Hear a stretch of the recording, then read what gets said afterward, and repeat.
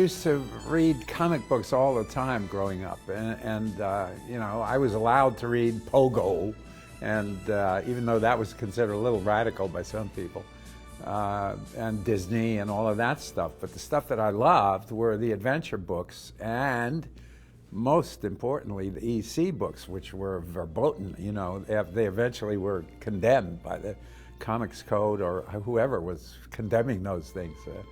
They set up some kind of an MPAA type organization, or I don't even remember exactly what it was or how it came to be, but there was some sort of a comics code that banned some of the EC books, and that made them all the more, you know, precious to me, and I think a bunch of other people my age at the time. They were great, but I loved them, and I always thought they were moral.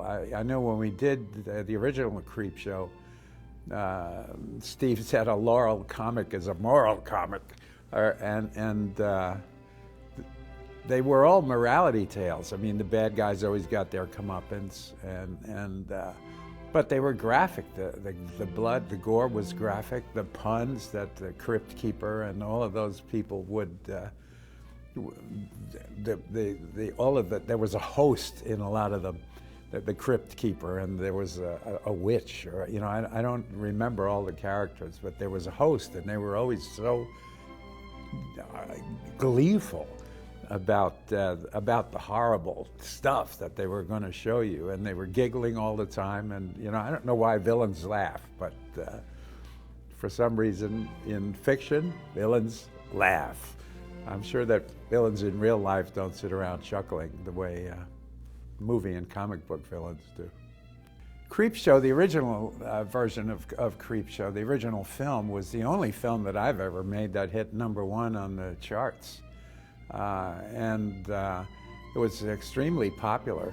Unfortunately, like all horror films, Warner Brothers pulled the advertising out a little too early, I think.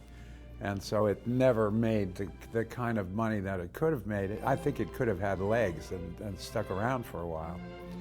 But nonetheless, it was #1, so automatically we started to talk about, Richard Rubenstein and Steve and I started to talk about doing another one.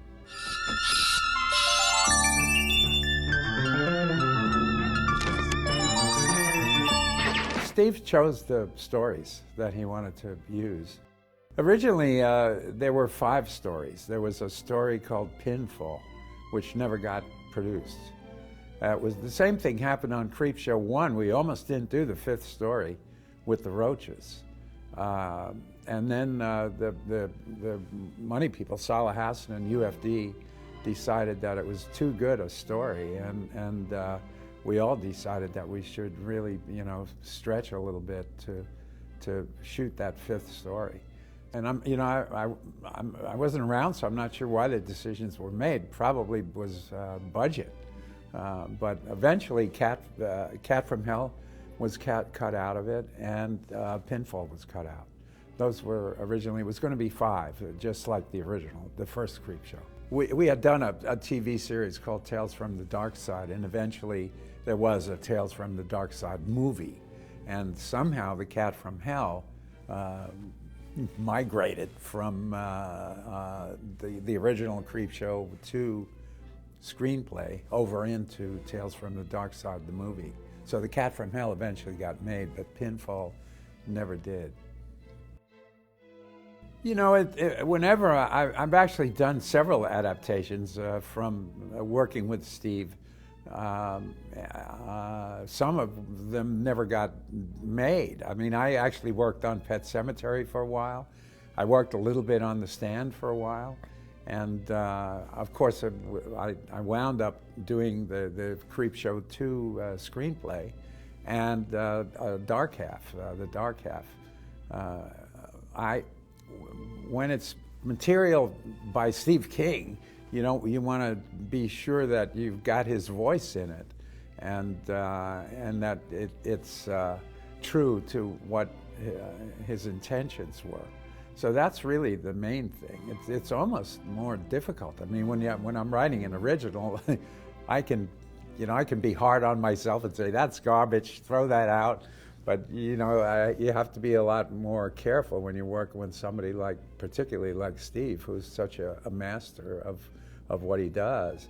So you want to make sure that it's all there, and that you have to cut it down, of course, because particularly in a novel, but even in a short story, you can't put in all the descriptive stuff. And so you have to look for the intention of what Steve was trying to do with it, and then try to translate that into visuals, purely visuals, rather than descriptive sentences. Mike basically was an all-around filmmaker. All of us were that worked at Leighton Image at the time, and Laurel graduated into Laurel. Everybody, we could all do it all, basically. We could all shoot, we could all record sound, we could do all of the jobs, and we could interchange them and jump around from job to job. So, and Mike was really the jack of all trades, more so than any of us. I mean, he was a good recordist, he was a good shooter, he was a great post-production guy, editor, everything. And he always wanted to direct. And I think that the first things he directed were for Tales from the Dark Side. And that showed Richard and myself that he could handle a directing job. And then, so we passed the baton to him for Creepshow 2. I thought that it lost something from the original Creepshow. I just didn't think it had the glee. And I think that some of that was probably just budget. I mean, I know that they were really squeezed. They didn't have enough money to pull it off with any sort of ease, you know. And at the time when we were doing Creepshow 1, you know, we all had a sort of a happy family, and when they did Creepshow 2, that family had sort of splintered a little bit, and some of us were gone already, and so I think there was not that core team spirit going in. But I think, you know, Mike did a heroic job under difficult circumstances, and I think basically the film plays really well. I know fans that when you go to these horror conventions, fans really like it a lot.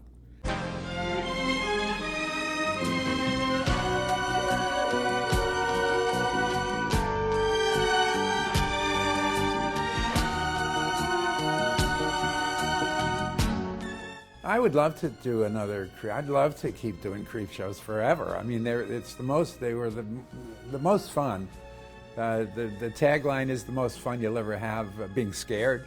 And it's the most fun I could ever have making a movie. I mean, it was great. It was like a traveling circus. One team would move out, a team of actors, and would move out, and another team would come in, and everybody would sort of start fresh, new day, and it was great. I love doing anthologies for that reason. It's difficult to sell an anthology today, but I wish that somebody would want to do it. I love doing Dark Side. I think it's a great format, and I thought that Creepshow could have gone on to be really something.